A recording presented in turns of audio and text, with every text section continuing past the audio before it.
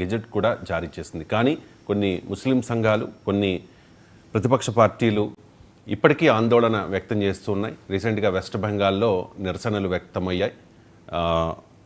దేశవ్యాప్తంగా ఆందోళనలు జరుగుతున్న పరిస్థితి. ఈ నేపథ్యంలో ఈ నెల 15, 16న సుప్రీంకోర్టు ముందుకు ఈ పిటిషన్ రాబోతోంది. సో న్యాయ సమీక్ష ముందు వక్ఫ్ బిల్లు నిలవగలుగుతుందా? సుప్రీంకోర్టు ఈ వక్ఫ్ బిల్లును కొట్టివేయగలదా అంటే సార్? సుప్రీంకోర్టు ఏం చేస్తుందని మనం స్పెక్యులేట్ చేయలేం, కానీ దీనిపైన కాన్స్టిట్యూషనల్ క్వశ్చన్స్ ఏంటి అనేది మాత్రం చర్చించవచ్చు. అల్టిమేట్గా అత్యున్నత న్యాయస్థానం ఏ వైఖరి తీసుకుంటుందనేది మన స్థాయి కాదు. సో ఇందులో మొదటిది, ఈ చట్టంలో అన్ని చెడ్డవే ఉన్నవి, ఈ చట్టాన్ని లాక్, స్టాక్ అండ్ బ్యారల్ అంటారు. అంటే మొత్తానికి మొత్తం కొట్టివేయాలి అని అనడం కూడా కరెక్ట్ కాదు. ఇప్పుడు ఉదాహరణకు ఈ చట్టంలో కొన్ని principles, chief executive officer of a Waqf board joint secretary స్థాయి అధికారి ఉండాలి అని కొత్త సవరణలో ఉంది. అంటే దాదాపు ఈ చట్టం మనకు అర్థం కావాల్సింది అంటే భారతదేశంలో వక్ఫ్ అనేది ఫస్ట్ టైం 206 అనుకుంటా, ఎర్లీ 1200లో క్రియేట్ అయింది. వక్ఫ్ అంటే ఏంటంటే ముస్లిం లా ప్రకారము ఒక మతపరమైన కార్యక్రమాలకు కానీ ఒక చారిటేబుల్ కార్యక్రమాల కోసం ఒక ఆస్తిని నిర్దేశించడాన్ని వక్ఫ్ అంటారు.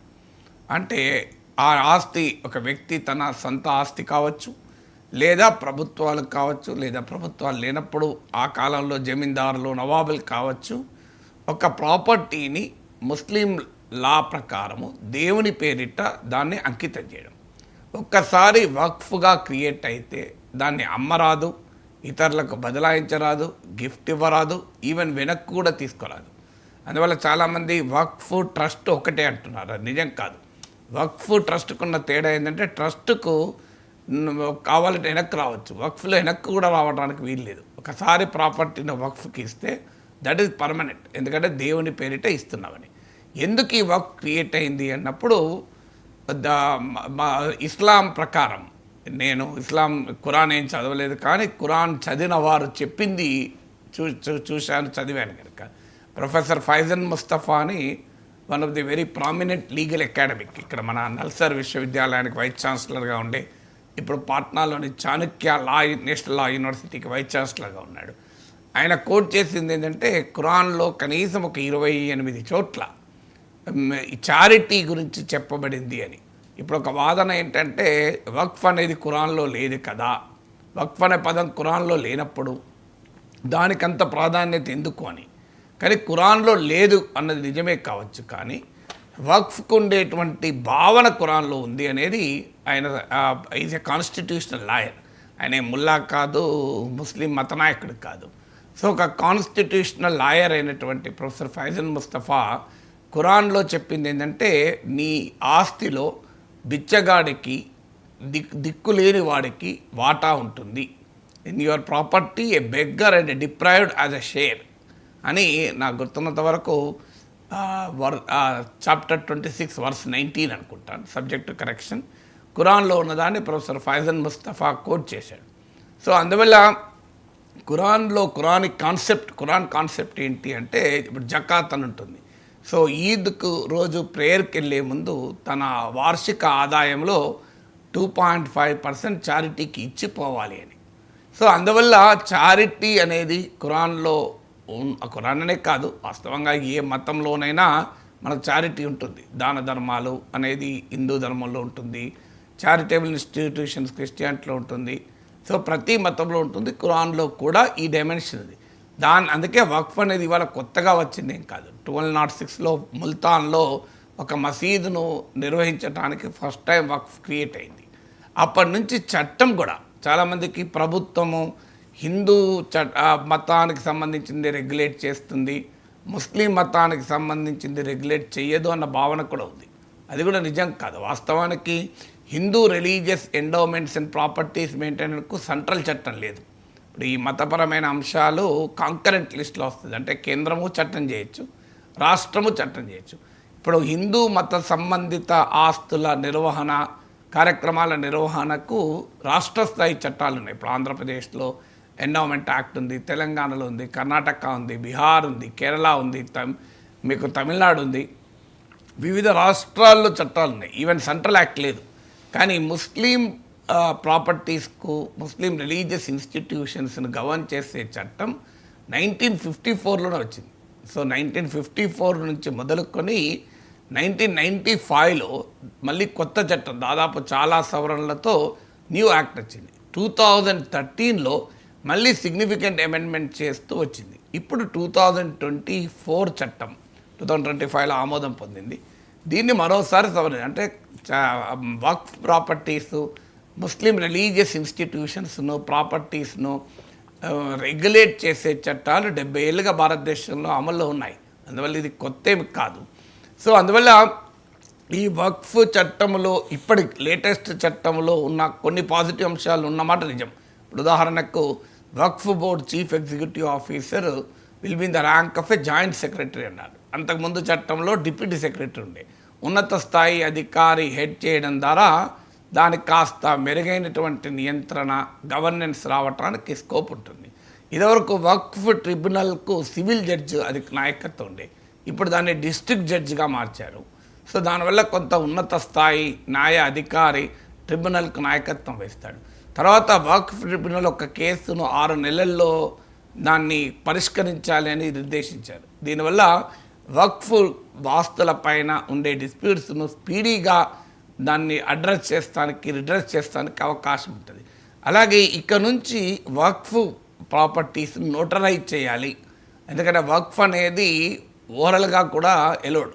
మీకు రిజిస్ట్రేషన్ ద్వారా ఒక ఆస్తిని, నీ ఆస్తిని వక్ఫ్గా మార్చవచ్చు, లేదా ఓరల్గా ప్రకటించినా అది వక్ఫ్గా ఉంటుంది. ఇది రెండోది. మూడోది వక్ఫ్ బై యూజర్ అంటారు. అంటే దీర్ఘకాలంలో అది వక్ఫ్ ఆస్తిగా కనుక ఉపయోగించబడుతుంటే అది వక్ఫ్ ఆస్తి అవుతుంది. సో అందువల్ల వక్ఫ్ బై ఓరల్ ఇక ముందు ఉండదు. ఇప్పుడు కొత్త చట్టం ప్రకారం ఈవెన్ వక్ఫ్ బై యూజర్ కూడా ఇక ముందు ఉండదు. సో వక్ఫ్ బై ఓరల్ ఇక ముందు ఉండదు. దాన్ని నోటరైజ్ చేయాలని ఉంది. వాస్తవంగా నోటరైజ్ అని కూడా ఉండకూడదు, రిజిస్ట్రేషన్ అయి ఉండాలి అని ఉండాలి. అట్లీస్ట్ నోటరైజ్ చేయడం ద్వారా ఓరల్గా వక్ఫ్ ఆస్తులుగా ప్రకటించారా లేదా ఈ గందరగోళం ఉండటానికి వీలుండదు. తర్వాత ఈ వక్ఫ్ ప్రాపర్టీస్కు మేజర్ అన్యాక్రాంతమయ్యేది, అవినీతి జరిగేది ఎక్కడ అనేది స్టడీస్ ఏం చెప్తున్నాయంటే ముతావలి అంటారు. అంటే వక్ఫ్ ప్రాపర్టీ ఒక రకంగా మేనేజర్. ఈ ముతావలీలు అంటే వేల వక్ఫ్ ప్రాపర్టీస్ ఉంటాయి. ప్రతి వక్ఫ్ ప్రాపర్టీకి ఒక ముతావలి ఉంటాడు. వీళ్ళందరినీ రెగ్యులేట్ చేసేదే వక్ఫ్ బోర్డు. వక్ఫ్ బోర్డు ఇప్పుడే కాదు, కొత్త చట్టమే కాదు, పాత చట్టం ప్రకారం కూడా ప్రభుత్వాలు నియమిస్తాయి. సో ఈ వక్ఫ్ బోర్డ్ ముతావలి కనుక ఒక ఏడాది పాటు ప్రాపర్గా అకౌంట్ సబ్మిట్ చేయకపోతే ఆ ముతావలిని తొలగించే అవకాశం కూడా ఉంటుంది. సో ఇలాంటి కొంత వక్ఫ్ ప్రాపర్టీస్ నిర్వహణను మెరుగుపరిచి, ఎందుకంటే ఈ చట్టం పేరు కూడా అదే ఉమ్మీద్ అని, అంటే ఎఫిషియెంట్ మేనేజ్మెంట్ ఆఫ్ వక్ఫ్ ప్రాపర్టీస్కు ఈ చట్టం దోహదం చేయాలి అనేది లక్ష్యం. సో అలాంటి పాజిటివ్ అంశాలు ఉన్నమాట నిజం. కానీ దీంట్లో బేసిక్ క్వశ్చన్ ఏంటంటే పాజిటివ్ అంశమా అనేది కాదు, లీగల్గా ఆ అంశం నిలబడుతుందా లేదా. ఇప్పుడు ఉదాహరణకు ఈ వక్ఫ్ బోర్డులో డైవర్సిటీని ఈ చట్టం ప్రమోట్ చేస్తుంది. డైవర్సిటీ అంటే ఉమెన్ నియమించబడాలి, అలాగే ఓబీసీస్ నియమించబడాలి, నాన్ ముస్లిమ్స్ నియమించబడాలి అని ఈ చట్టంలో ఉంది.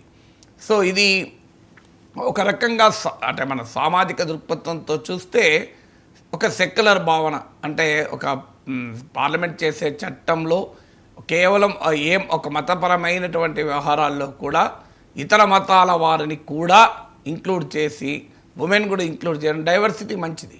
కానీ లీగల్గా సమస్య ఎక్కడ వస్తుంది అంటే article 26 of the constitution of India ఏం చెప్తుందంటే ప్రతి రిలీజియస్ డినామినేషన్కు తమ రిలీజియస్ ప్రాపర్టీస్ను నిర్వహించుకునే హక్కు ఉంటుంది. సో ఇది ఇప్పుడు ఒక ముస్లిం మతపరమైన ఆస్తుల వ్యవహారం ఇది. అయితే ప్రభుత్వ వాదన ఏంటంటే ఇది మతానికి సంబంధించిన వ్యవహారం కాదు, ముస్లిం మతపరమైన వ్యవహారాల్లో ముస్లిమేతరులు ఏమీ ఇన్వాల్వ్ కారు, కానీ ముస్లిం మతపరమైన వ్యవహారం కాదు, ఇది ఆస్తుల పరమైన వ్యవహారం అని ప్రభుత్వ interpretation. It's not a religious affairs కాదు, it is purely property matter అనేది ప్రభుత్వ వాదన. ఈ రెండు ఇంటర్లింక్డ్. ఇప్పుడు మనకు టీటీడీ ప్రాపర్టీ వేరు, టీటీడీ దేవుడి వ్యవహారం వేరు కాదు కదా. సో ఇది ఒక పెద్ద ఛాలెంజ్ ఉంటుంది. మీకు ఇప్పుడు ప్రభుత్వ వాదన ఏంటంటే అసలు మేము రిలీజియన్ రెగ్యులేట్ చేయడం లేదు, ప్రాపర్టీ రెగ్యులేట్ చేస్తున్నామని. సుప్రీంకోర్టు అది ఎలా తీసుకుంటుందో చూడాలి. ఆర్టికల్ 26 ప్రకారం ఒక రిలీజియస్ డినామినేషను తమ సంబంధితమైన ఆస్తులు వ్యవహారాల్ని మేనేజ్ చేసుకునే హక్కు ప్రతి మతానికి ఉంటుంది. ఎందుకంటే ఆర్టికల్ 25 ప్రకారం రిలీజియస్ ఫ్రీడమ్ ప్రతి ఒక్కరికి ఉంటుంది కనుక రిలీజియస్ ప్రాపర్టీస్ను మేనేజ్ చేసుకునే హక్కు ఆ రిలీజియస్ ఇన్స్టిట్యూషన్స్కి ఉంటుంది, ఆ రిలీజియస్ డినామినేషన్కి ఉంటుంది. ఇప్పుడు మీకు ముస్లిం రిలీజియస్ ప్రాపర్టీస్ని రెగ్యులేట్ చేసే చట్టం చేస్తూ దాంట్లో నువ్వు నాన్ ముస్లిమ్స్కి అవకాశం ఇస్తే మరి ఆర్టికల్ 26 ఆఫ్ ద కాన్స్టిట్యూషన్కు ఇది నిలబడుతుందా అనేది మొదటి కాన్స్టిట్యూషనల్ టెస్ట్ ఇది. అంటే నాన్ ముస్లిమ్స్ ఉండడం తప్పని నేను అనడం లేదు, డైవర్సిటీ మంచిదే. నీకు సెక్యులర్గా మతపరమైన ఇన్స్టిట్యూషన్ కూడా మారుస్తే మంచిదే కదా. కానీ మరి అది కేవలం ముస్లిం ఇన్స్టిట్యూషన్స్కే చేస్తామనేది రెండో క్వశ్చన్ వస్తుంది. ఒక ఏ చట్టమైనా like should be treated alike అనేది ఒక లాలో ప్రిన్సిపల్. అంటే ఒకే రకమైన అంశాలని ఒకే రకంగా చట్టం చూడాలి. ఎందుకంటే భారత రాజ్యాంగము discrimination on the ground of religion ఎలో చేయదు. భారత రాజ్యాంగం discrimination on the name of caste, class, religion, creed, colour దీన్ని వ్యతిరేకిస్తుంది. ఎందుకంటే article 14, article 15 of the constitution right to equality అనేది ఒక కీలకమైన రాజ్యాంగ హక్కది. సో ఇక్కడ క్వశ్చన్ ఏమొస్తుందంటే నువ్వు ముస్లిం రిలీజియస్ ఇన్స్టిట్యూషన్స్ గవర్న్ చేయడానికోమో నాన్ ముస్లిమ్స్ను కూడా ఇంక్లూడ్ చేసి డైవర్సిటీని కోరుకుంటున్నాం, మంచిదే. మరి ఇతర పరమైన మత సంస్థలు కూడా అది కోరుకుంటావా? ఇప్పుడు కేవలం ముస్లిం రిలీజియస్ ఇన్స్టిట్యూషన్స్కి చట్టాలు లేవు. ఇప్పుడు సిక్ గురుద్వారా ప్రబంధ కమిటీ యాక్ట్ ఉంది. అంటే గురుద్వారాలను నిర్వహణ, సిక్ మత సంబంధిత ఆస్తుల నిర్వహణకు చట్టం ఉంది. మరి అందులో గురుద్వారా ప్రబంధ కమిటీ SGPCలో కూడా నాన్ సిక్కుల ఏతరులను అనుమతిస్తారా? ఇప్పుడు హిందూ రిలీజియస్ ఎండోమెంట్స్ ఉన్నాయి, మన TTD ఉంది, ఇలాంటివి ఉన్నాయి. ఇప్పుడు చంద్రబాబు నాయుడు అన్నాడు కదా TTDలో హిందూ ఏతరులు ఎలా ఉంటారు అని. ఈవెన్ ఉద్యోగాలు కూడా చేయకూడదు అంటున్నాం కదా, బోర్డుల తర్వాత సంగతి. TTDలో ఉండేటువంటి నాన్ రిలీజియస్ యాక్టివిటీస్, TTDలో ఉండే సెక్యులర్ యాక్టివిటీస్ ఉంటాయి. ఉదాహరణకు తిరుపతిలో ఒక TTD ఆస్తికి సెక్యూరిటీ గార్డు ఉంటాడు, అదే రిలీజియస్ యాక్టివిటీ కాదు. ఒక TTD సత్రంలో క్లీన్ చేసే వాళ్ళు ఉంటారు, అదే రిలీజియస్ యాక్టివిటీ కాదు. అక్కడ కూడా హిందువులే ఉండాలి అని కదా వాదన. మరి ఒక TTD సత్రంలో కూడా హిందువే ఉండాలి అని మనం అందరం అడుగుతున్నప్పుడు మరి ముస్లిం ప్రాపర్టీస్ను ముస్లిం రిలీజియస్ ఇన్స్టిట్యూషన్ మసీదులతో సహా వాటిని మేనేజ్ చేసే బోర్డులో ముస్లిం ఇతరులు ఎలా ఉంటారు? ఇప్పుడు చంద్రబాబు నాయుడు లాంటి వాళ్ళు సమాధానం చెప్పాలి కదా. సో అందువల్ల రైట్ టు ఈక్వాలిటీ ఏం చెప్తుంది? అన్ని రిలీజియస్ ఇన్స్టిట్యూషన్స్ను ఒకే రకంగా సెక్యులర్ స్టేట్ చూడాలి. సో మీకు ఒకవైపు ఏమో ఇదే ప్రభుత్వం యూనిఫామ్ సివిల్ కోడ్ తెస్తాం, ఉమ్మడి పౌర స్మృతి అంటున్నారు. మరి 1 nation 1 election, 1 nation 1 tax, 1 nation 1 language, 1 nation 1 ration card, 1 nation అన్నీ 1 నేషన్ అంటున్నారు కదా. మరి ఒకే దేశం ఒకే చట్టం ఈ విషయంలో ఎందుకు ఉండదు? ఇప్పుడు ఇది ఒక మంచి అవకాశం కదా.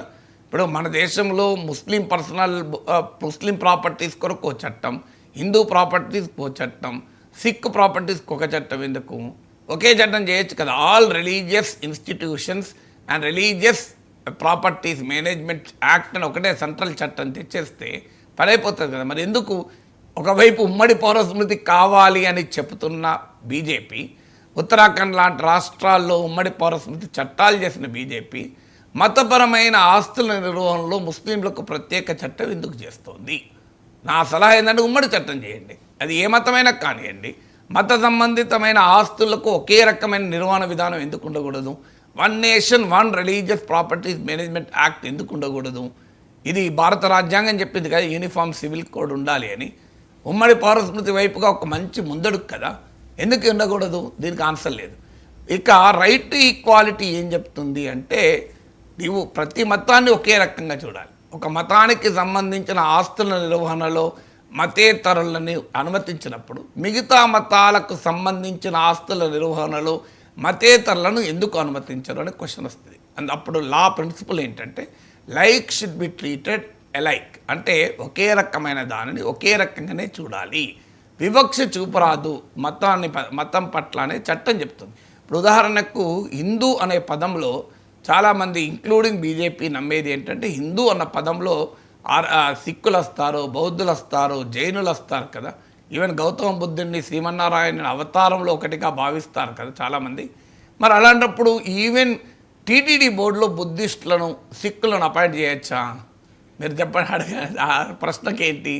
సో అందువల్ల హిందూ రిలీజన్లో భాగమని భావించిన సిక్కులు, బౌద్ధులు, జైన్లు వీళ్ళను కూడా హిందూ రిలీజియస్ ఇన్స్టిట్యూషన్లలో చేయరు.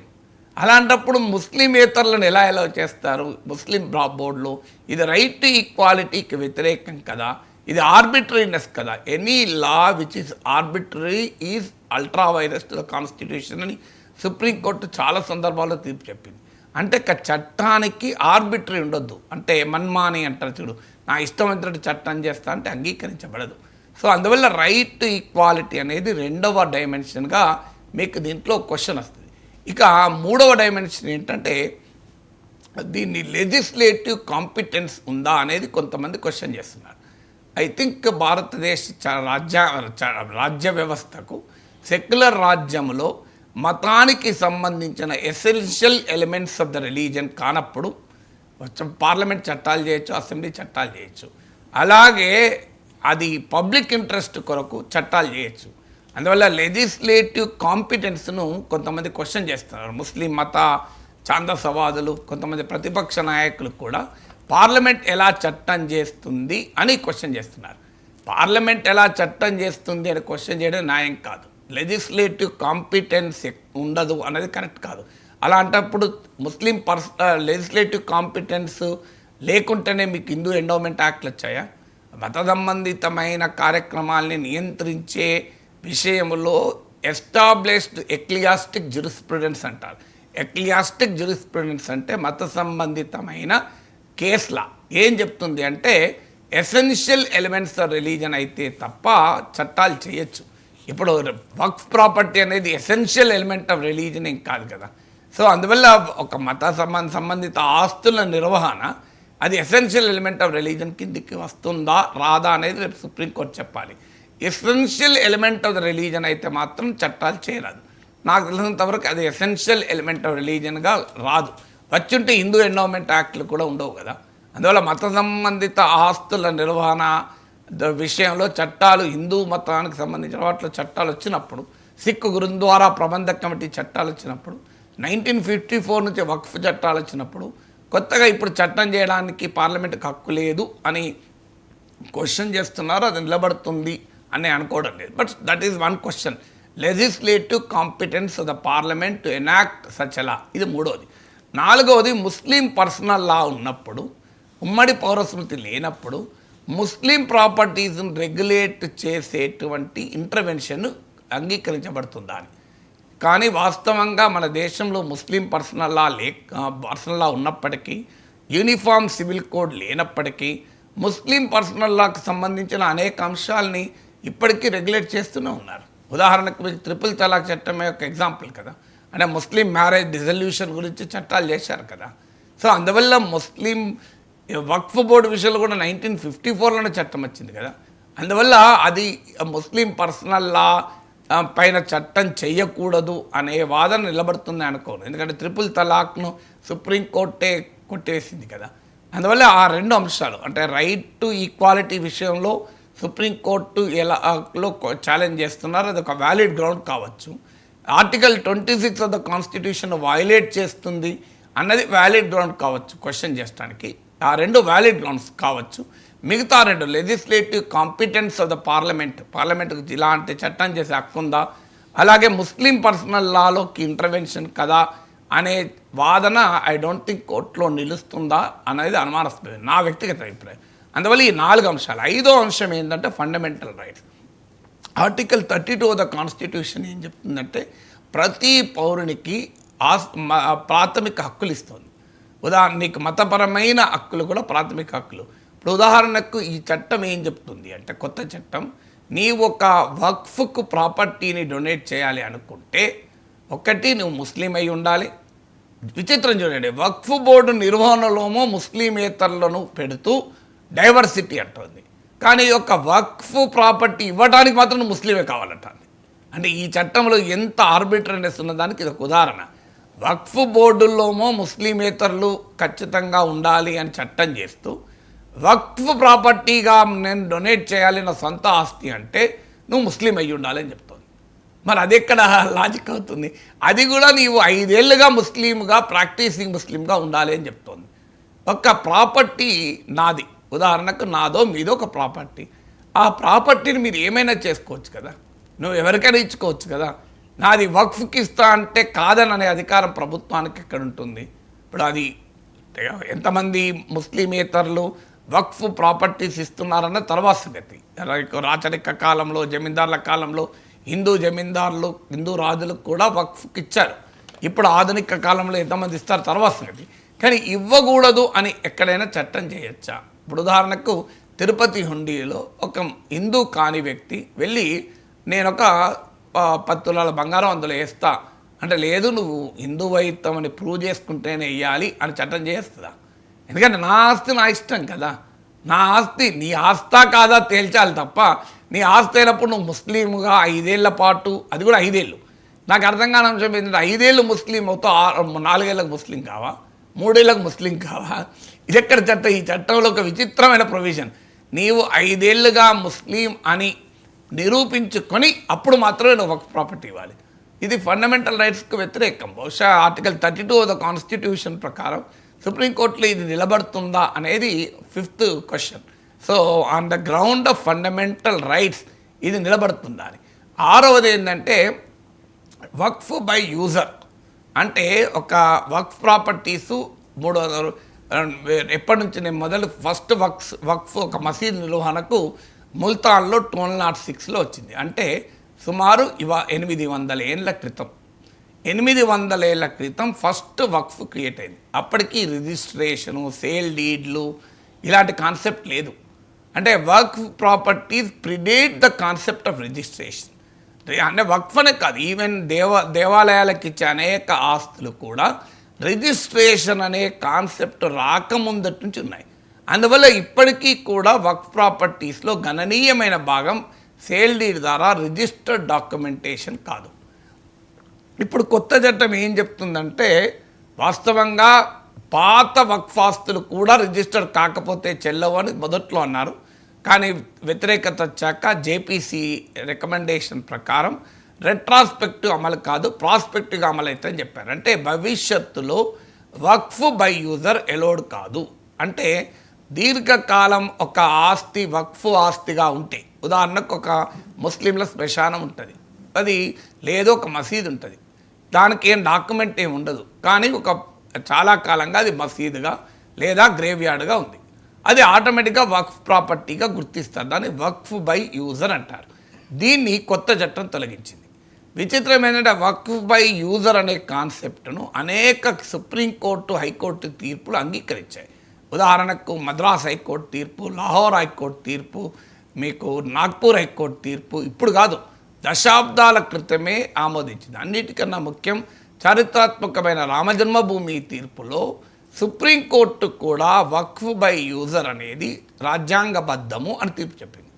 సో ఒక సుప్రీంకోర్టులు, హైకోర్టులు రాజ్యాంగబద్ధమని తీర్పు చెప్పినాక ఇప్పుడు అది ఎలోడ్ కాదు అని మరి చట్టం చేయవచ్చా?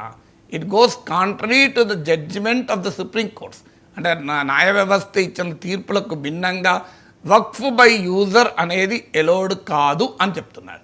ఇది ఎంతవరకు మరి కరెక్ట్ అవుతుంది అనేది అదొక రాజ్యాంగ రీత్యా తేలాల్సినటువంటి అంశం. అందువల్ల సిగ్నిఫికెంట్ కాన్స్టిట్యూషనల్ క్వశ్చన్స్ ఇందులో ఇమిడి ఉన్నాయి. సిగ్నిఫికెంట్ కాన్స్టిట్యూషనల్ క్వశ్చన్స్ను సుప్రీంకోర్టు ఏ రకంగా రిసీవ్ చేసుకుంటుంది అనేది మనం చూడాల్సిన అవసరం ఉంది. అంటే నేను కేవలం రాజ్యాంగపరమైన మౌలిక ప్రశ్నలే చెప్పాను. వక్ఫ్ చట్టంలో ఉన్న అభ్యంతరాలు ఏంటి అంటే చాలా ఉంటాయి. ఉదాహరణకు మీకు సెక్షన్ 40 తొలగించారు, సెక్షన్ 107 తొలగించారు పాత చట్టంలో. ఉదాహరణకు మనకు అడ్వర్స్ పొజిషన్ ఒక చట్టం ఉంటుంది ప్రాపర్టీ లాలో. అంటే ఒక ప్రాపర్టీ 12 ఏళ్ళుగా, ఇప్పుడు నా ప్రాపర్టీ ఉంటుంది, 12 ఏళ్ళుగా మీరు దాన్ని అనుభవిస్తూ ఉన్నారు. ఈ 12 ఏళ్ళు నేను దాని ముందరికెళ్ళే పోతున్నా, కానీ ఏనాడు కూడా ఏం రవిశంకర్ నా ప్లాట్ నువ్వు ఎందుకున్నావు అని అడగలేదు అనుకోండి. 12 ఏళ్ళ తర్వాత నా ప్రాపర్టీని కేసే రాదు. దీన్నే లిమిటేషన్ యాక్ట్ ఆఫ్ 1963 అంటారు. ఇప్పటి వరకు ఉన్న చట్టాల ప్రకారము వక్ఫ్ చట్టానికి ఇది మినహాయించారు, ఈ లిమిటేషన్ యాక్ట్. అంటే నువ్వు 12 ఏళ్ళు కాదు 30 ఏళ్ళు నువ్వు అన్యాక్రాంతమై ఉన్నా ఆ ప్రాపర్టీ వక్ఫ్ ప్రాపర్టీగా క్లెయిమ్ చేసుకోవచ్చు. ఇప్పుడు ఈ ఎగ్జామ్షన్ తీసేశారు. ఇది ఏం జరుగుతుంది, ఖచ్చితంగా కబ్జాదారులకు అడ్వాంటేజ్ అవుతుంది. అంటే ప్రైవేట్ కబ్జాదారులకు అడ్వాంటేజ్ కొరకే ప్రభుత్వం చేసిందా అంటే కాకపోవచ్చు. ఎందుకంటే చాలా చోట్ల వక్ఫ్ ప్రాపర్టీస్ని ఆక్రమించింది ప్రభుత్వమే. సో అందువల్ల ప్రభుత్వమే వక్ఫ్ ప్రాపర్టీలను ఆక్రమించింది కనుక ప్రభుత్వ ఆక్రమణను చట్టబద్ధం చేయడానికి బహుశా ఈ లిమిటేషన్ యాక్ట్ నుంచి ఇచ్చిన ఎగ్జామ్షన్ను తొలగించారు. సో ఇది రేపు ఇది ఇస్ ద కాన్స్టిట్యూషనల్ క్వశ్చన్ కాదు, ఇది రాజ్యాంగ రీత్యా మరి ప్రశ్న అవుతుందా లేదో తెలియదు.